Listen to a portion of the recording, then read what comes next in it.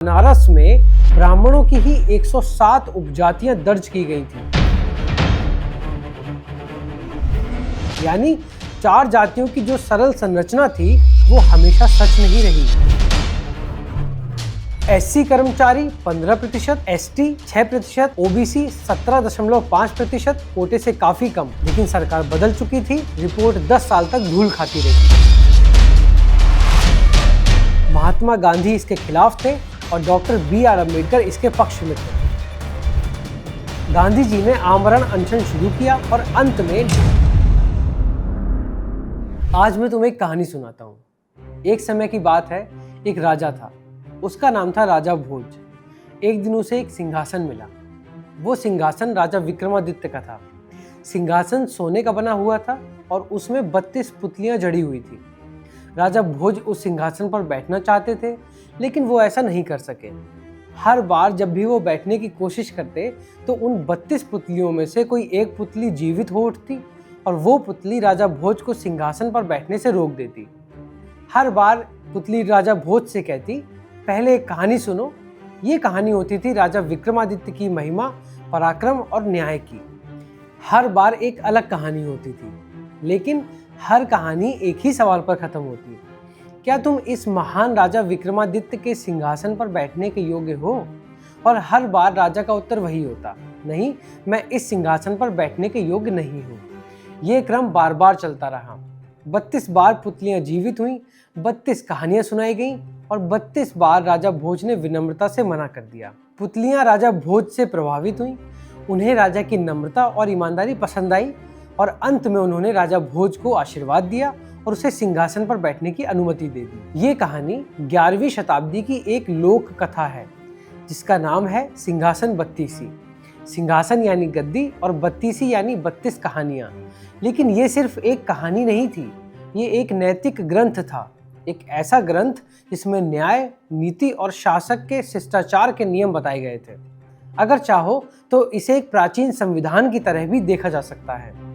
हम अक्सर सोचते हैं कि संविधान या गणराज्य एक आधुनिक सोच है जो पश्चिम से आई है, लेकिन ऐसी व्यवस्था तो हमारे देश में प्राचीन काल से ही मौजूद थी। हमारा इतिहास ऐसी ही कई कहानियों और ग्रंथों से भरा पड़ा है। सदियों पहले भी भारत में लोकतंत्र की अवधारणा अस्तित्व में थी। ये सिलसिला शुरू होता है वैदिक काल से। उस समय राजा की शक्ति को संतुलित करने के लिए केंद्रीय सभाएं हुआ करती थीं। ऋग्वेद जैसी किताबों में इनका उल्लेख भी मिलता है। इन सभाओं के 2 भाग होते थे। पहला समिति, जो पूरे समुदाय का प्रतिनिधित्व करती थी, और दूसरा सभा, जिसमें सम्मानित सदस्य होते थे। ये कुछ आज के संसद के ऊपरी और निचले सदनों की तरह थी। महाभारत में भी गणराज्य शब्द का उल्लेख मिलता है, जिसका अर्थ है प्रजा का शासन। हम अक्सर ग्रीस को आधुनिक लोकतंत्र का जनक मानते हैं, लेकिन ग्रीक इतिहासकारों ने भी प्राचीन भारत के गणराज्यों के बारे में लिखा है। ग्रीक इतिहासकार डियोडोरस सिकुलस ने सिकंदर की भारत यात्रा 326 ईसा पूर्व का जिक्र करते हुए लिखा कि उत्तर पश्चिम भारत में ऐसे गणराज्य थे जिन्होंने सिकंदर की सेना को चुनौती दी। भारत की सबसे पुरानी कानून की किताब मानी जाती है अर्थशास्त्र, जो माना जाता है कि 4वीं शताब्दी ईसा पूर्व में लिखी गई थी। इसके लेखक थे कौटिल्य, जिन्हें हम चाणक्य के नाम से भी जानते हैं। उन्होंने शासन के हर पहलू पर लिखा और राज्य के 7 तत्वों को परिभाषित किया। ये 7 तत्व थे: राजा, मंत्री, क्षेत्र, किला, खजाना, सेना और मित्र या सहयोगी। एक और ग्रंथ था धर्मशास्त्र, जो लगभग 600 ईसा पूर्व लिखा गया था। इसमें मुकदमों की 4 अवस्थाओं का जिक्र है: शिकायत दर्ज करना, विपक्षी का जवाब, जूरी का विचार विमर्श और अंत में न्यायाधीश का निर्णय। ये प्रक्रिया आज की अदालतों से काफी मिलती जुलती है। इसके बाद आता है बृहस्पति स्मृति ग्रंथ, जिसमें न्याय व्यवस्था का श्रेणीबद्ध ढांचा बताया गया है। सबसे निचले स्तर पर परिवार के बुजुर्ग, फिर न्यायाधीश की अदालत, उसके बाद मुख्य न्यायाधीश की अदालत और सबसे ऊपर राजा की अदालत। लेकिन राजा अकेला निर्णय लेने वाला नहीं होता था, उसके पास सलाहकार और न्यायाधीश भी होते थे। संस्कृत विद्वान, गणितज्ञ और ऋषि पुजारी कात्यायन ने इसे बहुत अच्छे से समझाया है। उन्होंने कहा, अगर राजा कोई अन्यायपूर्ण या अधार्मिक निर्णय देना चाहता है तो न्यायाधीश का कर्तव्य है कि वो राजा को रोके और सच बताए। अगर न्यायाधीश राजा को खुश करने के लिए चुप रहे तो वो भी दोषी माना जाएगा। ये सब बातें प्राचीन भारत में वास्तव में लागू होती थी। फिर समय बदला, भारत कॉलोनियल शासन में चला गया। आज़ादी के बाद हमने एक नया संविधान लिखा। वर्ष था 1949 और ये अपने आप में एक चमत्कार था, क्योंकि उस समय देश की 88% आबादी अशिक्षित थी। फिर भी हमने दुनिया का सबसे बड़ा संविधान लिखा। भारतीय संविधान में 1,45,000 शब्द हैं, जबकि अमेरिका के संविधान में सिर्फ 4400 शब्द हैं। ये तो भारतीय संविधान की सिर्फ पहली कॉपी थी। आज तक इसमें 100 से अधिक संशोधन हो चुके हैं और हर बार ये बड़ा और पेचीदा हुआ है। संविधान को अनुच्छेद और अनुसूचियों में बांटा गया है। अनुच्छेद कानून बताते हैं और अनुसूचियां अतिरिक्त जानकारी देती हैं, जैसे किसी किताब का अपेंडिक्स होता है। अक्सर हमारे मन में ये सवाल उठता है कि हमारा संविधान बाकी देशों की तुलना में इतना बड़ा क्यों है? तो इसका कारण ये है कि हमारा देश बहुजाति, बहुभाषी और विविधतापूर्ण है।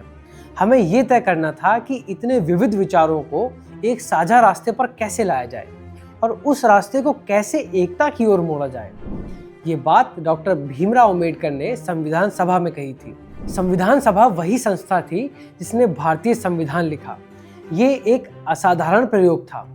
आज भले ही डाइवर्सिटी कॉर्पोरेट दुनिया में एक फैशनेबल शब्द है, लेकिन भारत ने इसे कई वर्षों पहले ही अपनाकर दिखा दिया। संविधान लिखने वाली टीम में 389 सदस्य थे। पार्टीशन के बाद 299 रह गए। इन सभी सदस्यों ने मिलकर लगभग 3 साल में संविधान लिखा। उसकी मूल प्रति टाइप या प्रिंट नहीं की गई थी, बल्कि हस्तलिखित थी, जिसे प्रेम बिहारी नारायण रायजादा नामक कलाकार ने लिखा था। उन्होंने हिंदी और अंग्रेजी दोनों में लिखा, और वो भी बिना किसी वेतन के। बस ये चाहा कि उनका नाम हर पन्ने पर हो और उनके दादा का नाम आखिरी पन्ने पर लिखा जाए। ये किताब एक कलात्मक कृति बन गई, काले चमड़े में बंधी हुई, सोने की डिजाइनों से सजी। हर पन्ना शांति निकेतन के कलाकारों ने सजाया था, जिनका नेतृत्व करते थे नंदलाल बोस। कहानियां जो उसमें उकेरी गईं, उनमें थी सिंधु घाटी सभ्यता, स्वतंत्रता संग्राम, वैदिक युग, महाभारत का एक दृश्य जिसमें अर्जुन और श्री कृष्ण संवाद कर रहे हैं। वहीं दूसरी ओर मौलिक अधिकारों के हिस्से में राम, सीता और लक्ष्मण की लंका से वापसी का चित्र बना है। हमारे संविधान में सम्राट अशोक, लक्ष्मीबाई, अकबर, छत्रपति शिवाजी और गुरु गोविंद सिंह के चित्र भी हैं। हमारे संविधान के कानून कम से कम 10 देशों से प्रेरित हैं। एकल नागरिकता, कैबिनेट और संसदीय प्रणाली ब्रिटेन से, मौलिक अधिकार, महाभियोग, स्वतंत्र न्यायपालिका अमेरिका से, समवर्ती सूची ऑस्ट्रेलिया से, नीति निर्देशक सिद्धांत आयरलैंड से, संघीय व्यवस्था कनाडा से, मौलिक कर्तव्य सोवियत संघ जो कि अब रूस है वहां से, स्वतंत्रता, समानता, बंधुत्व फ्रांस से। अब सोचिए, दुनिया भर से विचारों को जोड़ना, उन्हें भारत के अनुरूप ढालना और इतनी विविधता में एकता की भावना पैदा करना, ये वाकई एक चमत्कार था। भारतीय संविधान के निर्माण में कई महान व्यक्तित्वों ने अहम भूमिका निभाई। इनमें सबसे प्रमुख महार दलित परिवार में जन्मे डॉक्टर भीमराव अंबेडकर थे। उनकी प्रतिभा को पहचानकर बड़ौदा के महाराजा ने उन्हें स्कॉलरशिप दी, जिससे वे अमेरिका की कोलंबिया यूनिवर्सिटी में पढ़ाई करने गए। इसके बाद उन्होंने लंदन स्कूल ऑफ इकोनॉमिक्स और ग्रेज इन लॉ से कानून की डिग्री भी प्राप्त की। आज़ादी के बाद जब भारत को एक संविधान की जरूरत पड़ी, तो डॉक्टर अंबेडकर को संविधान मसौदा समिति यानी कॉन्स्टिट्यूशन ड्राफ्टिंग कमेटी का अध्यक्ष बनाया गया। ये एक ऐतिहासिक निर्णय था, क्योंकि एक दलित जिसे बचपन में देश का कानून छूने तक की अनुमति नहीं थी, अब उस कानून को बनाने जा रहा था। उन्होंने संविधान में मौलिक अधिकार, राइट टू कॉन्स्टिट्यूशनल रेमेडीज, आरक्षण नीति, धर्मनिरपेक्षता और न्यायपालिका की स्वतंत्रता जैसे प्रावधान शामिल करवाए, जो आज भी भारतीय लोकतंत्र की रीढ़ हैं। साथ ही पंडित जवाहरलाल नेहरू ने उद्देशिका के मूल विचार और ऑब्जेक्टिव्स रेजोल्यूशन प्रस्तुत किए, जो संविधान के दर्शन का आधार बने। सरदार वल्लभ भाई पटेल ने संघीय ढांचे और भारतीय प्रशासनिक सेवा जैसी संस्थाओं को आकार देने में भूमिका निभाई। कन्हैयालाल मणिकलाल मुंशी, अल्लादी कृष्ण स्वामी अय्यर और एन गोपाल स्वामी अयंगर जैसे ड्राफ्टिंग कमेटी के सदस्यों ने कानूनी, सांस्कृतिक और संघीय पहलुओं को सुदृढ़ किया। संविधान के प्रारंभिक ड्राफ्ट को तैयार करने में BN राव ने संवैधानिक सलाहकार के रूप में महत्वपूर्ण योगदान दिया। साथ ही राजकुमारी अमृत कौर, हंसा मेहता और दुर्गाबाई देशमुख जैसी महिला सदस्यों ने महिलाओं के अधिकारों और सामाजिक न्याय को सुनिश्चित करने में अहम भूमिका निभाई। डॉक्टर अंबेडकर चाहते थे कि संविधान में बदलाव की संभावनाएं बनी रहें। उनका विचार था कि संविधान एक जीवित दस्तावेज है जो समय के साथ समाज की जरूरतों के अनुसार बदल सकता है, लेकिन उसका आधार मूल्य जैसे न्याय, समानता, स्वतंत्रता और बंधुत्व अडिग रहने चाहिए। संविधान के अनुच्छेद 368 में संशोधन यानी अमेंडमेंट की प्रक्रिया को लेकर डॉक्टर अंबेडकर ने 17 नवंबर 1949 को संविधान सभा में एक ऐतिहासिक भाषण दिया। हम चाहते हैं कि संविधान यथासंभव स्थायी और ठोस हो, लेकिन इसका मतलब ये नहीं कि वो इतना कठोर हो जाए कि देश की बदलती आवश्यकताओं के अनुसार उसमें कोई संशोधन ना हो सके। अब सबसे पहले हम बात करते हैं कि संविधान संशोधन यानी कॉन्स्टिट्यूशनल अमेंडमेंट आखिरकार होता क्या है और इसकी ज़रूरत क्यों पड़ी। देखिए, किसी भी चीज़ को एक ही बार में पूरी तरह परिपूर्ण यानी परफेक्ट बना पाना बहुत मुश्किल काम होता है। आप भी ये बात समझते हैं कि कोई भी व्यवस्था या दस्तावेज पहली बार में संपूर्ण नहीं हो सकता। यही बात हमारे संविधान निर्माताओं ने भी समझी, और ऐसा नहीं है कि ये सोच केवल भारत में थी। दक्षिण अफ्रीका के संविधान निर्माताओं ने भी इस बारे में पहले से ही विचार कर लिया था। इसलिए माना जाता है कि भारत के संविधान का भाग 20, जिसमें अनुच्छेद 368 आता है, वो संसद को संविधान में संशोधन करने की जो प्रक्रिया देता है, उसे हमने दक्षिण अफ्रीका के संविधान से लिया है। अनुच्छेद 368 के अनुसार संसद संविधान में किसी उपबंध को जोड़ सकती है, हटा सकती है या उसमें बदलाव कर सकती है।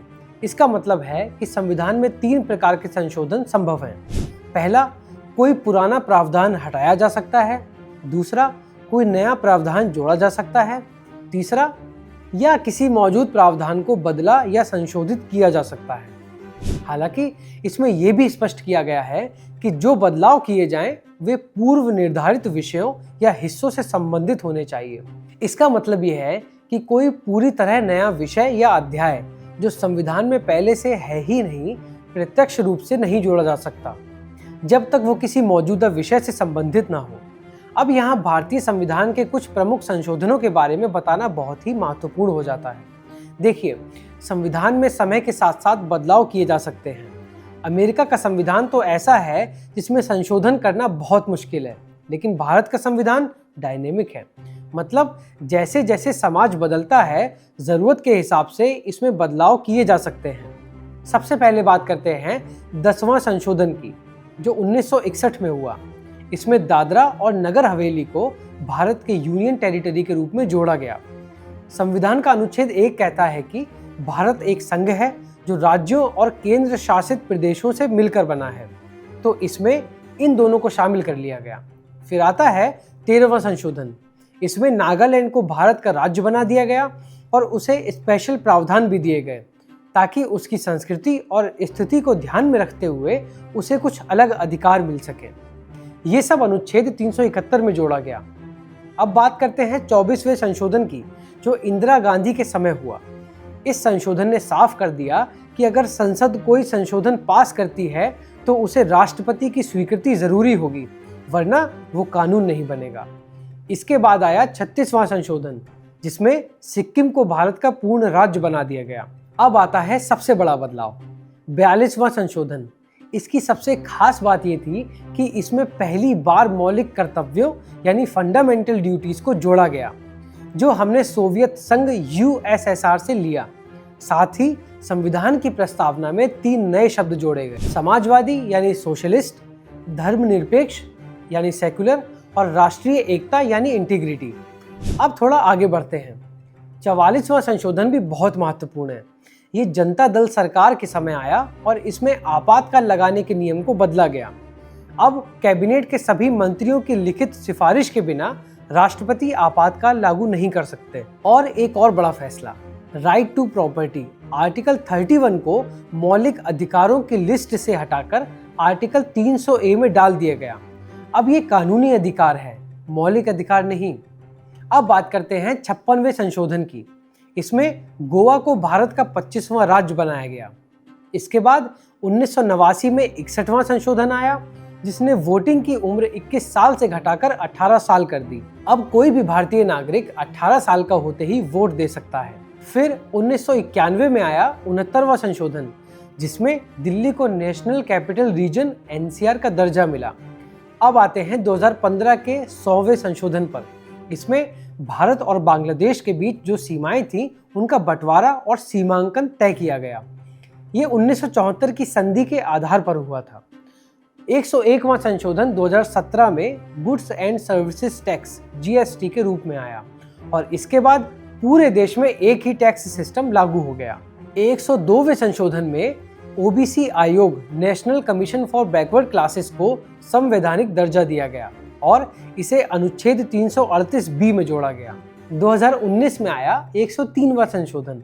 इसमें EWS यानी इकोनॉमिकली वीकर सेक्शंस को सरकारी नौकरियों और शिक्षण संस्थानों में 10% आरक्षण देने की व्यवस्था की गई। फिर आया 2020 का 104वां संशोधन, जिसमें एंग्लो इंडियन समुदाय के लिए लोकसभा और विधानसभा में आरक्षित सीटों को हटा दिया गया और वो सीटें अब अनुसूचित जाति या अनुसूचित जनजाति वर्गों को दे दी गई। फिर आया 105वां संशोधन, जिसमें राज्य सरकारों को ये अधिकार मिला कि वे अपने राज्य में सामाजिक और आर्थिक रूप से पिछड़े वर्गों की अपनी सूची तैयार कर सके। इससे राज्यों को अपनी योजनाएं लागू करने में सुविधा मिली। और अब बात करते हैं सबसे नए और चर्चित संशोधन की। 106वां संशोधन, जिसे 2023 में पास किया गया। इसे नारी शक्ति वंदन अधिनियम के तहत लाया गया और अब लोकसभा और विधानसभाओं में महिलाओं के लिए 33% सीटें आरक्षित हो गई हैं। अब भारत में अभी एक नई जनगणना चर्चा में है। ये कोई राष्ट्रीय जनगणना नहीं है, ये एक जातिगत जनगणना है। जैसा कि नाम से ही स्पष्ट है, इसमें जनसंख्या से जुड़े आंकड़े जुटाए जाते हैं 17 मानकों के आधार पर, जिनमें से एक है जाति। अब आप जनगणना सिर्फ आंकड़ों के लिए नहीं करते, आप इसे नीति बनाने के लिए करते हैं। और इस नीति का उद्देश्य क्या है? कल्याणकारी योजनाएं। ये जातिगत जनगणना अब एक राजनीतिक मुद्दा बन चुकी है। हम फिलहाल राजनीति को एक तरफ रखते हैं और आइए समझते हैं कि जातिगत जनगणना और आरक्षण महत्वपूर्ण मुद्दा क्यों है। आखिरी बार जातिगत जनगणना कब हुई थी और अब तक जो आरक्षण दिया गया है उसने क्या कोई ठोस परिणाम दिए हैं? सबसे पहले समझते हैं जाति क्या है। प्रारंभ में वर्ण व्यवस्था श्रीमद् भगवत गीता जैसे ग्रंथों में गुण और कर्म के आधार पर बनाई गई थी। ब्राह्मण ज्ञान के लिए, क्षत्रिय रक्षा के लिए, वैश्य व्यापार के लिए और शूद्र सेवा के लिए। यह व्यवस्था लचीली और कर्म प्रधान मानी जाती थी, लेकिन समय के साथ यह लचीली व्यवस्था एक कठोर सामाजिक ढांचे में बदल गई। वर्ण धीरे धीरे जन्म आधारित जातियों कास्ट सिस्टम में बदल गए, जहां व्यक्ति का कार्य, सामाजिक दर्जा और अधिकार उसके जन्म से ही तय होने लगे, ना कि उसके गुण या कर्म से। यही रूपांतरण सामाजिक असमानता और भेदभाव की जड़ बना, जिसे हम आज जातिवाद के रूप में देखते हैं। भगवत गीता के अध्याय 4 श्लोक 13 में श्री कृष्ण बताते हैं कि चातुर्यवर्ण्यम मया सृष्टम गुण कर्म विभागशः तस्य कर्तारमपि माम विद्य कर्तारम व्ययम। इस श्लोक को सही भाव से समझा जाए तो यह जाति आधारित भेदभाव की आलोचना करता है। गीता साफ कहती है कि वर्ण व्यवस्था जन्म पर नहीं बल्कि व्यक्ति के गुण और कर्म पर आधारित होनी चाहिए। आज जब समाज में जाति के आधार पर भेदभाव होता है तो गीता की यह बात और भी प्रासंगिक हो जाती है। नवयुग में ब्राह्मण, क्षत्रिय, वैश्य और शूद्र, इन चारों के अलावा एक और वर्ग था, दलित या अस्पृश्य, जिन्हें जाति व्यवस्था से बाहर माना जाता था। भारत में जाति हमेशा से सामाजिक हकीकत रही है और कई जगह आज भी है। ब्रिटिश आए तो उन्होंने इस व्यवस्था को आधिकारिक रूप दे दिया। उनका तर्क था, जिसे आप समझ नहीं सकते उस पर आप शासन नहीं कर सकते। जाति आधारित वर्गीकरण उन्हें प्रशासन में आसानी देता था, लेकिन जब उन्होंने इसे गहराई से समझा तो उन्हें आश्चर्य हुआ। 1834 में केवल बनारस में ब्राह्मणों की ही 107 उपजातियां दर्ज की गई थीं। यानी 4 जातियों की जो सरल संरचना थी वो हमेशा सच नहीं रही। ब्रिटिश एक सरल संरचना लागू करना चाहते थे, लेकिन ये भी समझते थे कि ये इतना आसान नहीं है। एक ब्रिटिश ऑफिसर ने लिखा था, हिंदू कभी केवल 4 वर्गों में बटे थे, इसमें संदेह है। इसके बावजूद 1880 के दशक से औपचारिक जनगणनाएं शुरू हुई, जाति के आंकड़े भी जुटाए जाने लगे। ये प्रक्रिया 1941 तक चली, लेकिन 1941 में जुटाया गया डेटा इतना भारी और जटिल था कि उसे कभी प्रकाशित नहीं किया गया। अंग्रेजों ने कहा ये एक बहुत बड़ा और खर्चीला काम है और इसके बाद जातिगत जनगणना को बंद कर दिया गया। इसका मतलब ये है कि भारत में आखिरी जातिगत अनुमान 1931 में आया था, यानी करीब 94 साल पहले। अब सवाल ये है कि क्या उस वक्त आरक्षण की कोई व्यवस्था थी? हाँ, कुछ जगहों पर थी। 1921 में मैसूर राज्य ने पिछड़े समुदायों के लिए सरकारी नौकरियों और शिक्षा में आरक्षण की शुरुआत की। उसके बाद मद्रास और बॉम्बे जैसे क्षेत्रों ने भी यही किया। 1930 के दशक में ये विचार शासन स्तर तक पहुंच गया। 1932 में ब्रिटिश सरकार ने प्रस्ताव दिया, पिछड़े समुदायों के लिए अलग निर्वाचन क्षेत्र बनाया जाए। अब ध्यान दीजिए, ये आरक्षित सीटों से अलग व्यवस्था थी। आरक्षित सीटों में कोई भी वोट डाल सकता था, बस उम्मीदवार अनुसूचित जाति या अनुसूचित जनजाति समुदाय से होना चाहिए। लेकिन अलग निर्वाचन क्षेत्र का मतलब था उम्मीदवार और वोटर दोनों एक ही जाति से होंगे। इस मुद्दे ने दो दिग्गजों को आमने सामने ला खड़ा किया। महात्मा गांधी इसके खिलाफ थे और डॉक्टर बी.आर. अम्बेडकर इसके पक्ष में थे। गांधी जी ने आमरण अनशन शुरू किया और अंत में डॉक्टर बी.आर. अम्बेडकर मान गए और अलग निर्वाचन क्षेत्र की जगह आरक्षित सीटों पर ही सहमति बनी। ये व्यवस्था स्वतंत्रता के बाद भी जारी रही। भारत के संविधान में दो प्रकार के आरक्षण की व्यवस्था की गई, राजनीतिक आरक्षण और सामाजिक आरक्षण। पहला, राजनीतिक आरक्षण, जैसे लोकसभा या विधानसभा में आरक्षित सीटें। ये अस्थायी थे, लेकिन हर 10 साल में बढ़ाए जाते रहे। इसे 2019 में एक बार फिर 10 साल के लिए बढ़ाया गया। दूसरा, सामाजिक आरक्षण, सरकारी नौकरी और कॉलेज दाखिलों में आरक्षित सीटें। इसके लिए कोई समय सीमा तय नहीं की गई। 1979 में एक बड़ा मोड़ आया। बीपी मंडल के नेतृत्व में द्वितीय पिछड़ा वर्ग आयोग मंडल कमीशन बना। दिसंबर 1980 में रिपोर्ट आई, जिसमें सिफारिश की गई कि ओबीसी वर्ग को 27% आरक्षण दिया जाए, लेकिन सरकार बदल चुकी थी। रिपोर्ट 10 साल तक धूल खाती रही। 1990 में प्रधानमंत्री वीपी सिंह ने मंडल रिपोर्ट को लागू कर दिया। इसके बाद देश भर में छात्र सड़कों पर उतरे, कई ने आत्मदाह कर लिया, पर सरकार अडिग रही। और अब भारत का आरक्षण ऐसा दिखने लगा।